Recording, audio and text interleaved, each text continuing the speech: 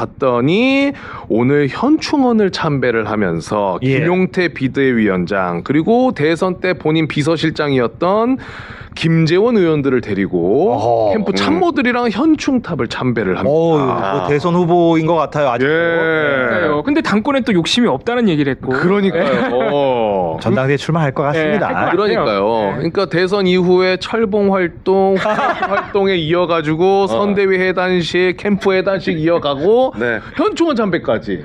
야, 일정 자체가 이게 어떻게 가만히 이제 나는 물러나겠다라는 사람의 행보인지. 이건 당권을 넘어서 거의 대권 행보잖아요. 지금 하는 것만 보면은. 그러니까요. 뱃살도 없긴 없네요. 건강 관리를 하는 것 같아요. 가장 먼저 한 활동이죠 이게. 아니 저는 옷을 너무 파란 걸 입고 하셔가지고 그러니까 그게 의아해요. 그래서 저는 뭐 탈당하시고 오시려나 그랬어요. 저러고 걸어가면서도 저 무거운 거를 대단합니다. 또 마음도 편하신지 저 하시면서 아 좋다 막 소리를 들어보면은 어쨌든 이런 활동들을 보면서 친한계로 분류되는 박정훈 국힘의원이 견제하겠죠. 단일화 과정에서 본인이 한 말을 20번 넘게 사실상 뒤집었던 사람이기 때문에 당대표 안 나오겠다는 말도 완전히 닫힌 결말은 아니다. 그 뒤집었다는 건 이제 뭐 그 한덕수 총리와 단일화 무조건 하겠다라고 했다가 경선 과정에서 안 한 걸 얘기하는 거죠. 그렇죠. 그렇게 분석을 좀 하고 있습니다. 그리고 이 김문수 뒤에는 그럼 누가 있을까? 한동훈은 절대 안 된다라는 친윤계가 있다라는 분석도 있습니다. 수요일마다 우리가 함께하는 서영지 기자님의 그 기사를 보면은 한동훈 복귀를 막을 대안이 부재한 친윤계에서 김문수 카드를 고려해 볼 수 있다는 말이 나온다. 참 이게 얼마나 난센스 같냐면 그 친윤계가 김문수를 한덕수로 갈아치우려고 했잖아요. 그렇죠. 그래서 새벽에 쿠데타를 일으켰죠. 그렇죠. 그런데 이제는 야 대안이 우리 없네. 김문수로 갈까? 이렇게 한다는 거 아닙니까? 그렇죠. 참 이게 무슨 장난도 아니고요. 왜냐하면 김문수가 아까 말씀드렸던 41%를 그래도 얻었기 때문에 그렇죠. 한동훈만은 안 된다 라면서 그거에 또 기댄다는 이야기인데 심지어 김문수가 나온다면 될 수도 있다고 본다라고 친윤계 한 재선 의원이 이야기도 했다고 합니다. 그럴 수도 있죠. 한동훈이 근데 누굽니까? 대선 운동 기간, 선거 운동 기간에도 뭐 대선 이기든 말든 다 필요없고 다음은 나다라는 뉘앙스로 느껴지는 친윤계를 향해 비판을 쏟아냈잖아요. 다시 한번 보고 오겠습니다. 지난 경선 몇 명이서 짜고 사기쳐서 저 이겨먹은 거 아닙니까? 제가 여기 이렇게 빨간 옷 입고 2번 달고 호구처럼 나선 건 저 친윤 떨거지들의 호구가 되기 위한 게 아닙니다. 정말 세네요. 자, 여러분 지금 국힘이 전당대회 열린 게 아닙니다. 대선 기간 때 있었던 발언입니다. 자, 어쨌든 저런 발언들도 있었는데 이 당권 경쟁의 변수가 또 있는 것 중에 한 명이 김용태 비대위원장인데 왜냐 버티고 있기 때문이에요. 권성동 사퇴하고 그리고 비대위원들까지도 다 사퇴했는데 김용태는 아직 남아있단 말이죠. 거취를. 근데 이번 달 말까지니까 뭐 얼마 남지는 않았어요. 사실은. 그래서 오늘 현충원에서는 새로운 비대위는 전당대회를 준비하는 관리형 비대위가 되지 않을까라는 이야기를 하기도 했습니다. 김용태 위원장이 그렇게 얘기했다는 거죠? 김용태 위원장도 근데 뭐 워낙 거짓말을 많이 하고 있는 상황이어가지고 뭐 있을지 모르겠습니다. 그리고 서영지 기자에게 우리가 들었지만은 지금 당을 다수로 점하고 있는 뭐 당권파, 친윤계, 당권파, 이런 사람들은 사실 전당대회 빨리 하기 싫어한다는 거 아니에요. 왜냐하면 지금 전당대회 하면 자칫하면은 대선 패배 책임론, 뭐 한덕수 교체 강행 이런 것 때문에 한동훈한테 뺏길 수도 있다 생각해서 전당대회 하기 싫어한다. 비대위 체제로 계속 가고 싶어한다. 친윤계는 이렇게 또 지금 예상이 되죠. 그러니까요. 그러니까 비대위를 이대로 유지를 할지 아니면은 새로 조기 전당대회 해가지고 선출을 할지 이건 좀 갈리고 있는 것 같고 최대한 김용태 비대위원장을 오래 앉혀두는 게 친윤계 입장에서는 유리하죠. 그렇죠. 그러니까 그동안 좀 정비도 좀 하고 어차피 허수아비니까. 그래서 김용태 비대위원장이 이번 달 말에 임기가 끝나더라도 뭐 비슷한 좀 허수아비 이런 사람을 비대위원장으로 앉히고 싶어 하지 않을까. 그런 관측도 나온다. 서영지 기자도 그렇게 예상했었고 근데 권성동 원내대표가 어쨌든 물러난다고 해가지고 아마 다음 주인가 원내대표를 새로 16일 새로 뽑는 걸로 알고 있습니다. 예. 16일에 차기 원내대표 선출할 예정이기도 하고. 네. 이제 그 국민의힘이 지금 이런 상황이 된 이유가 계속 말씀드렸던 대선 때 41%의 득표율이 독이 되고 있는 거다라는 분석들도 있습니다. 이제 김상욱 의원, 이제 민주당 의원이죠. 네. 김상욱 의원이 41%를 득표함으로써 뭉쳐서 버티면 된다라는 생각이 더욱 강해질 거고, 그래서 변화할 필요가 없고 쇄신의 목소리는 동력이 생기지 않을 거고, 쇄신하는 척은 하겠지만 진짜 쇄신과는 다를 것이라고 분석을 하겠습니다. 그래서 41%의 저주다. 네. 쇄신을 못하니까. 네. 근데 오늘 매불쇼에서 김상욱 의원 나오셔가지고 네. 분석하신 것 중에 그 얘기가 좀 재밌긴 하더라고요. 본인의 그냥 주관적인 판단은 내부에는 어둠의 찐윤들이 있고, 그 20명 정도 되는 의원들이 있는데 그 사람들은 언론에 본인들 이름 나는 것도 싫어하고 조용히 활동하면서 그 안에서 굉장히 힘이 세다. 네. 그 사람들 중심으로 생각하는 의견은 쇄신은 싫고 그리고 요대로 가는 게 제일 좋기 때문에 그 사람들의 움직임에 의해서 좀 당권 싸움이 주도될 수도 있다. 이야기 하시더라고요. 예. 네. 언더찐윤. 언더찐년 맞아. 과거 민주당에도 이제 그런 세력들이 존재했었거든요. 최대한 방송에 노출되는 걸 싫어합니다. 하지만 지역구에서는 엄청 이 스킨십이 좋고 그 안에서는 자기 철옹성을 제대로 구축해 놓고선 이 쇄신되는 걸 굉장히 싫어하죠. 왜냐하면 자기는 조용하게 3선, 4선 계속 해나가는 게 중요한 사람들이기 때문에. 자기 지역구만 지켜가면서. 네. 일은 안 하죠. 근데 자기 지역구 관리만 잘 하면서 이 배지만 보존하면 되는 그런 사람들이 있는데, 지금 이제 민주당은 쇄신을 통해서 그런 사람들이 대거 빠져나갔지만 아직 이제 국힘에는 그런 사람들이 남아서 이제 찐윤에게 도구로 이용되고 있다. 맞아요. 그래서 우리가 영남 기득권 의원들 뭐 이렇게도 부르잖아요. 비판하잖아요. 예. 근데 쇄신 없이 내년 지방선거를 어떻게 치르려는 생각입니까? 그러니까요. 그게 문제. 네. 그런 거 보면은 진짜 이름 모르는 국회의원들도 엄청 많은 것 같아요. 우리. 몰라요. 그러니까요. 그런 사람 300명 중에 우리가 이름 아는 사람이 날마다 시사 프로그램 하는 여러분들이지만 몇 명이나 될까요? 그러니까 몇 명이 안 돼요. 소수인 것 같아요. 글쎄요. 저도 실명 100명이 안 될 것 같아요. 네, 저도. 300명 중에 제가 실명을 이렇게 나열할 수 있는 사람이 네네. 100명이 뭐야? 50명 할 수 있으려나? 50명은 할 것 같기도 한데. 네. 예. 50명은 하고 100명은 안 돼. 그래서 민주당의 김문수 의원이 대선 때 고생했다는 얘기 듣고 맞죠. 유명희님. 네. 네, 그래서 그 의원들을 좀 지켜볼 필요도 있지 않나라는 생각이 들고요. 이틀 전 4일의 한겨레 사설 제목이 요겁니다. 국민의힘 해체 수준의 반성과 혁신 없이는 미래 없다. 그 이유에 대해서는 출구조사에서 답을 찾았는데, 출구조사에서 김문수 후보가 39.3이 조사가 됐었는데 최종 개표 결과는 41. 예. 네, 41이었잖아요. 그래서 샤이 보수, 뭐 셰인 보수 때문이라는 분석과 함께 이 국힘을 지지하지만 부끄러워서 말을 못하는 지경이 이른 거다. 예. 이렇게 분석을 하기도 했습니다. 그만큼 이제 국민의힘을 내가 지지한다라는 것을 남에게 밝히기가 부끄러운 지경이 돼버렸다. 맞습니다. 그런데 도대체 쇄신도 없이 어떻게 뭐 지방선거를 치를 것이며 네. 진정한 보수정당으로 탈바꿈될 수 있을 것이냐.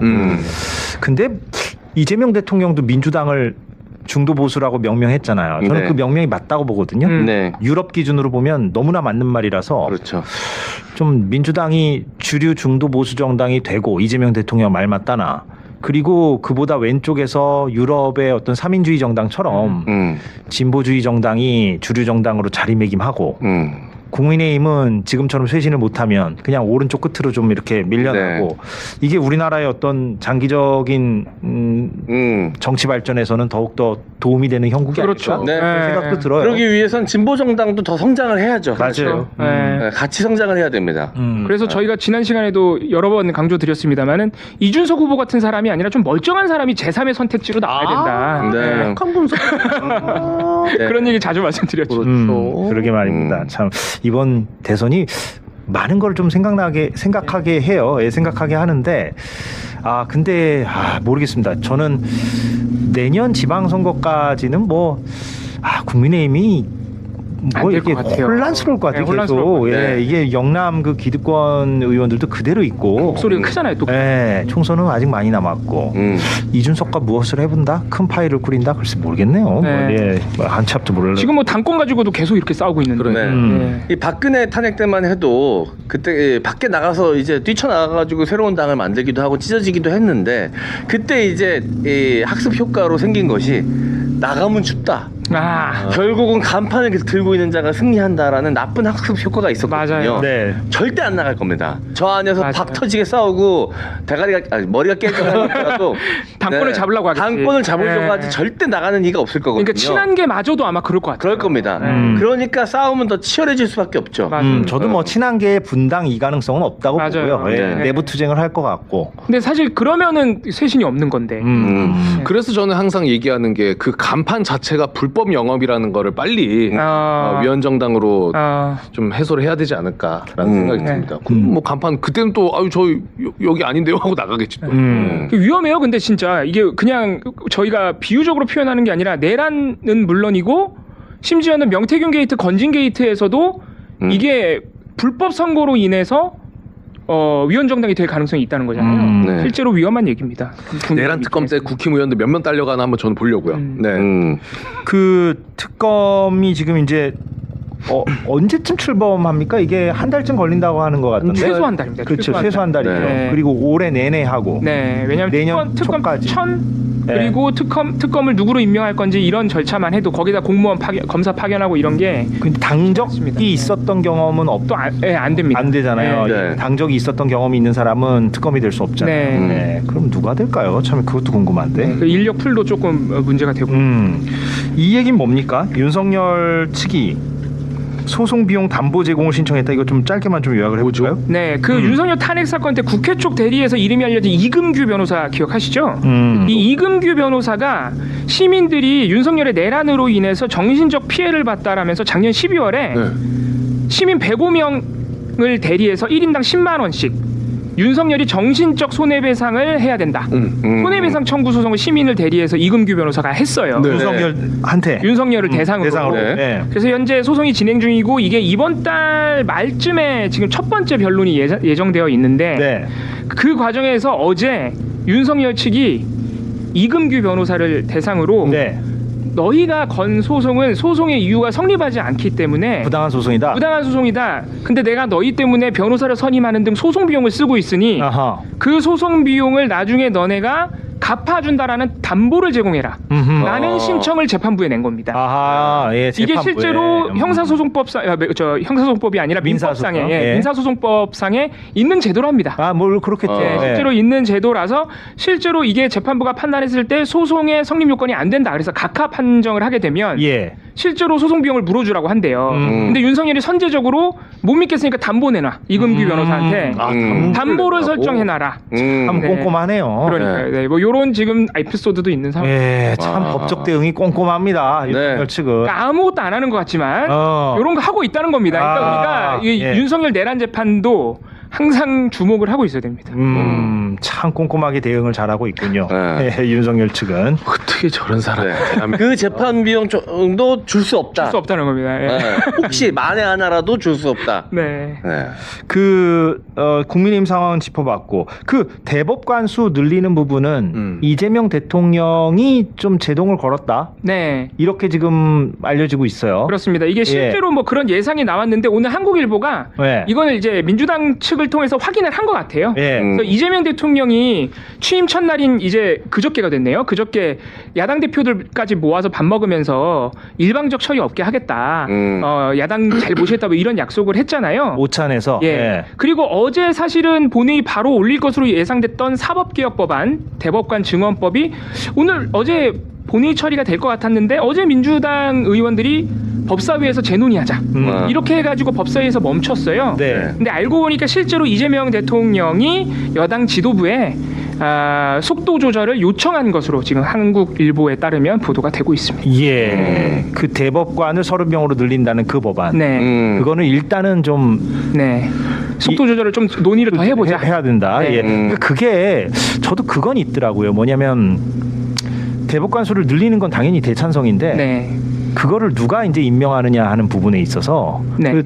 좀 추천 주체도 조금 문제가 추천 있죠. 주체나 임명 주체가 대통령으로 여전히 돼 있잖아요. 그럼 만약에 나중에 이제 뭐 민주당 지지자들 입장에서는 국민의힘 출신의 대통령이 되면 그 법이 뭐 좋을 리가 없고 그렇죠. 그래서 좀 시민사회에 어떤 영향이 좀 많이 들어간 네. 그런 형태의 어떤 임명 과정이 좀 필요하지 않나라는 생각은 들더라고요. 그런 측면에서 재논의할 필요성도 논의가 되지 않았나 싶습니다. 그러니까요. 왜냐하면 30명으로 늘린다는 건 단순히 숫자가 아니고 대법관들의 다양한 전문성, 다양성을 좀 확보로 하자는 것인데 그러려면 추천 주체가 지금처럼 대법원장, 대통령 이렇게만 되지 말고 다양한 주체, 전문가 집단, 다양한 시민단체 집단에게 추천 주체를 좀 줘야 되지 않느냐 이런 논의도 이루어질 것으로 보입니다. 시간을 갖고 이렇게 축구나 수기를 통해서 천천히 천천히 개혁을 해야죠, 개혁을. 천천히 목 조이대.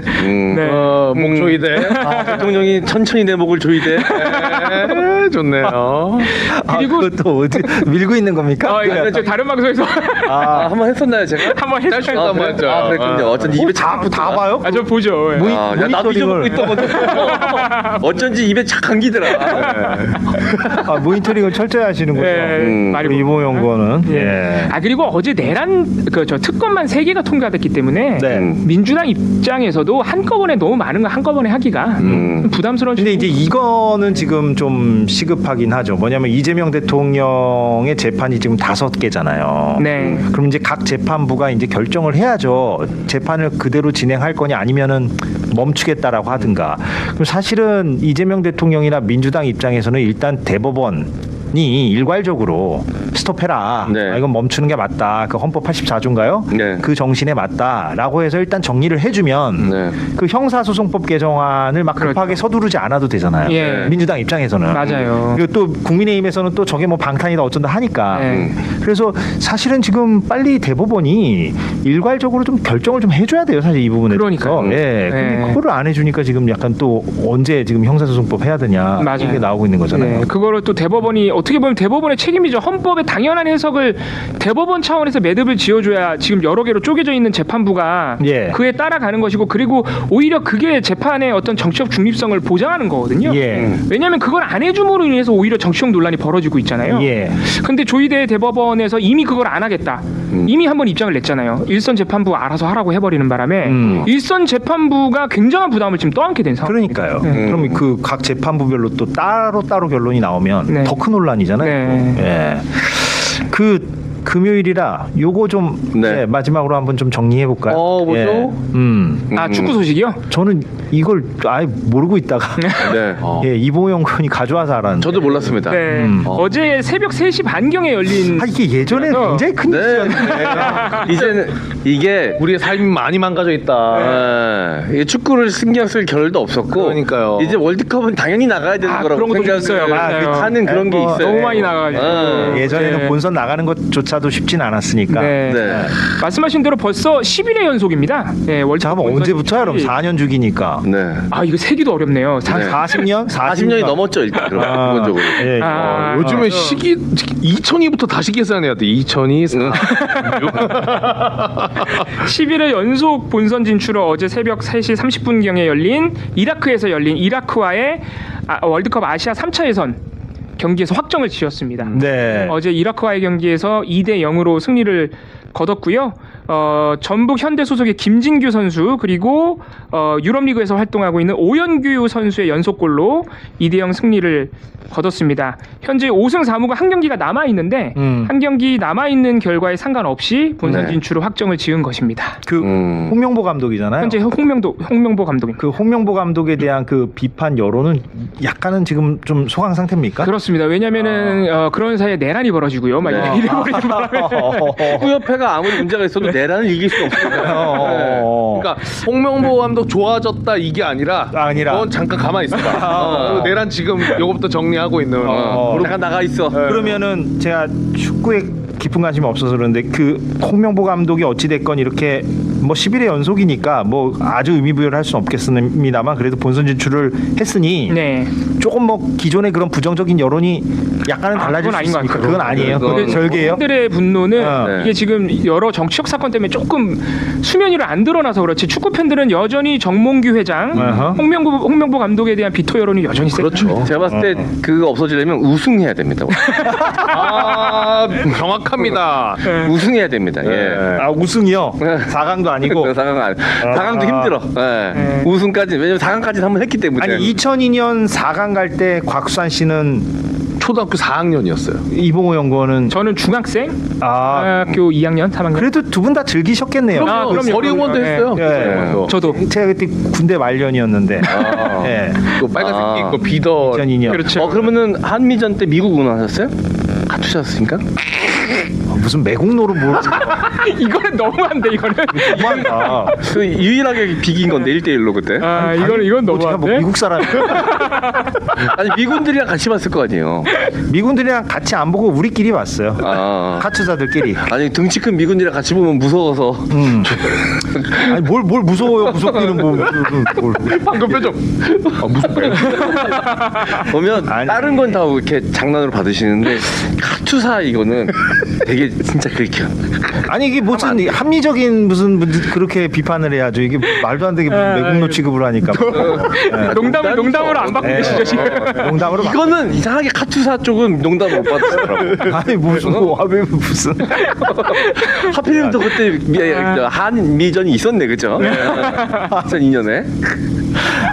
그 4강 올라갔던 그 기억이 선명합니다. 아니 뭐 MC 장원도 저랑 동갑내기니까 그때 기억이 선명하잖아요. 저는 그때 이제 광화문에서 김밥이랑 맥주도 팔았었습니다. 아 그때도. 네, 네. 그때는 전경 들어가기 전이었어요. 전년 제가 군대 좀 늦게 가서. 늦게 가고. 네. 그럼 그걸 판매하셨다고요? 네네네. 아르바이트 형태로? 제가 아니요 직접 말아가지고. 그 좀 수익을 네. 거두려고? 네네네. 그때부터 벌써 그런 수완이 있으셨군요. 그런 걸 좋아했던 것 같아요. 예. 네, 공부는 안 하고 어떻게 하면 그러니까 괜히 M장기획 대표가 되는 게 그렇죠. 아니에요. 이런 수완이 어릴 때부터 있었던 거야. 그때 막 월드컵 베이비부터 해가지고 막 서로 얼싸안고 할 때 야 됐고 김밥 이거 돈 된다. 바로. 대단합니다. 아니 그걸로 이제 주변 분들이랑 많이 친해지기도 했습니다. 그렇죠. 또 장사하다 보면 그때 사람 많으니까. 네. 근데 우리 시청자 여러분들이 역시 날카로운 게 축구 얘기하니까 바로 박문성 해설위원 얘기가 나오네. 네. 박문성 해설위원이 이번에 이재명 후보를 공개 지지하고 연설도 하고 그랬거든요. 네. 근데 박문성 해설위원이 대표적으로 현재의 정몽규 축구협회 체제를 오랫동안 비판해온 사람이에요. 네. 근데 그러는 과정에서 이제 해설위원 자리도 좀 잘리고 네. 뭐 이런 외압 의혹도 좀 있어요. 예. 그러니까 바로 또 우리 시청자분들께서 네. 박문성 해설위원을 응원하는 댓글을 달아주셨어요. 그런 맥락도 있다. 네. 예, 네. 박문성 해설. 그럼 박문성 해설위원은 요즘 해설 안 합니까? 해설은 지금 본인 채널에서 하시는데 네. 본인 채널에 하시던 예. 거는 지금은 이제 안 하고 그래요? 올라요. 예. 네. 알겠습니다. 예, 이렇게 스포츠 소식까지 전해드렸습니다. 그 해랑님은 금요일에 이 4명 케미가 너무 좋다고 하셨고, 퀸 M님은 이 이재석의 경공특보 없었으면 어쩔 뻔했냐. 이재석, 이봉우, MC 장원, 곽수산, 정상근 기자까지 정말 믿고 본다. OTT 유튜브 공중파 통틀어 가장 사랑하는 콘텐츠다. 극찬인데요. 더 야. 해야지. 그럼 뭐 우리가 뭐 오징어 게임보다 위에 있다는 거죠? 예. 네. 소가수다 뭐 게임 안 되죠. 이렇게 이런 오징어 게임이랑 푹삭 얘기를 하니까 네. 왠지 부끄러워지네요. 당당해지십시오. 아니에요. 부끄러워져서 안내 멘트를 바로 하겠습니다. 아니 수장이 이렇게 부끄러워하는 아니에요. 하여튼 부끄럽고. 네, 이거 그래픽도 준비했군요. 다음 주 월요일부터요. 네. 아니 뭐 대단한 변화는 아니에요. 비슷해요. 네. 비슷한데 홍사훈 쇼가 역시 오후 4시부터 오후 5시까지 1시간 하고요. 네. 잠깐 끊었다가 지금처럼 연결되지 않고 잠깐 끊었다가 새 방을 바로 열고요. 새 창을 바로 열어서 이재석의 경공특보와 주기자 라이브가 연달아 방송이 된다. 그러니까 한 덩어리가 두 덩어리로 쪼개진다. 네. 이렇게 말씀드릴 수가 있겠습니다. 이걸 왜 자꾸 안내 말씀드리냐면 홍사훈 쇼 끝나고 다들 어디 가실까봐 저희 제작진들이 지금 초조한 마음에 네네. 어디 가지 마시고 홍사훈 쇼 끝나고 나서 잠깐 뭐 쉬셨다가 바로 새 창이 마련되면 그쪽으로 들어와 주십사 하는 마음에 예, 이렇게 말씀을 드리는 겁니다. 예. 겸공특보의 강점은 전 그거라고 봅니다. 뭡니까? 다른 진짜 모든 채널 통틀어 가지고 보기 쉽게 그래픽이 바로바로 만들어 주시는 거. 저도 그거라고 빨라요. 생각해요. 그리고 속보도 그냥 속보 들어왔습니다 말로만 전달하는 게 아니라 바로 그 속보에 마찬가지로 그래픽과 헤드라인도 만들어 주시는 거. 그래서 이해가 직관적이라. 예. 저는 이게 곽수산 씨의 빈말이 아니라고 생각해요. 진심이에요. 예, 정말. 예. 왜냐면은 그 대부분의 이제 유튜브 콘텐츠들 시사 프로그램이나 이런 것들이 이제 그냥 계속 말만 하거든요. 그렇죠. 예. 어쩔 수 없이 여건이 그렇기 예, 여건이 그렇기도 하고 네. 그걸 뭐 폄하하려는 건 아니고요. 근데 저희는 아무튼 그 시각화 네. 예, 중간중간에 이렇게 탁탁 들어가는 것이 예, 좀 네. 다른 프로그램보다 좀 다른 지점이 아닌가 생각. 제작진과의 환상궁합. 그렇죠. 네. 예, 너무 자아자찬했나요? 아 근데 팩트긴 팩트예요, 진짜. 네, 맞아요. 네. 그리고 저희 제작진이 또 하나의 숙제를 줬는데 우상단에 저희 멤버십을 좀 네. 예, 요즘 좀 강조드리고 있습니다. 예, 네. 근데 번호가 보이지도 않아요. 1877에 1907입니다. 네, 네. ARS 멤버십 번호니까 여러분들 혹시 네네. 예, 이쪽 번호로 네. 저희를 지금 함께 봐주시는 6만 분들은 함께 피해 결의를 해야 됩니다. 네.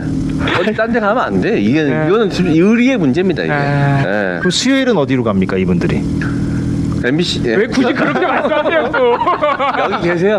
거긴 제가 따로 모집해요. 네. 거긴 또 거기 오시는 분들이 있더라고. 예, 또 다른 부류의 맞아요. 분들이 계세요. 예, 또 네. 있고 예, 아무튼 자, 알겠습니다. 우리 겸특 결의를 해주시기 바라겠습니다. 예. 딴 데 가지 마시고. 네, 저희 4명 같이 인사드리겠습니다. 예, 멤버십 번호 위에 떠 있네요. 예, 부탁드리겠고요. 이봉우 연구원, MC 장원 그리고 박찬 씨와 함께했습니다. 왜 그렇게만 해도 곧 지는 딴 데 가면서.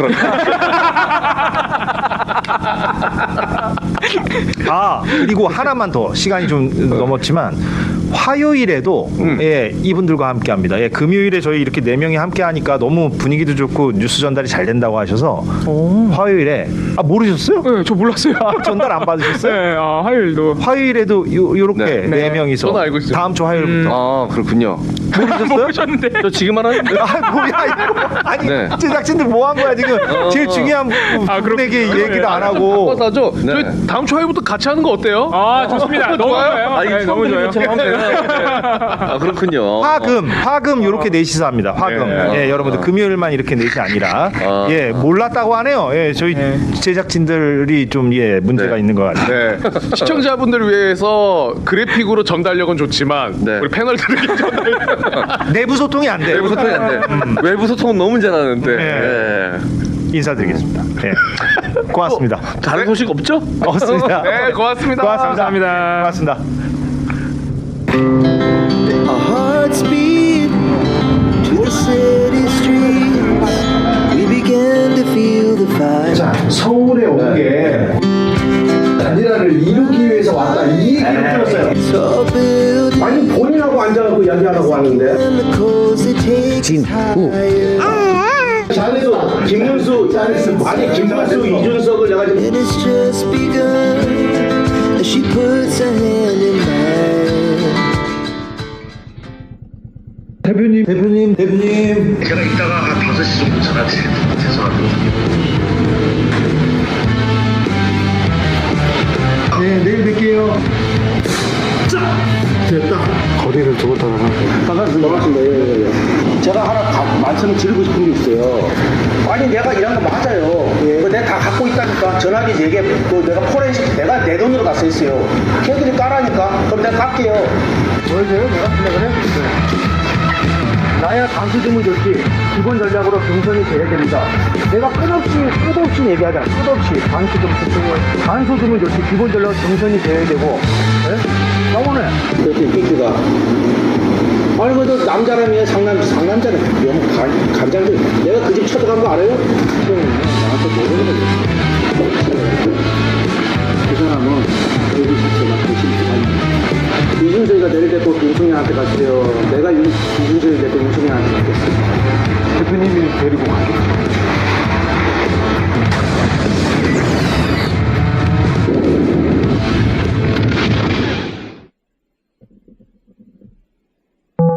투표할 때 그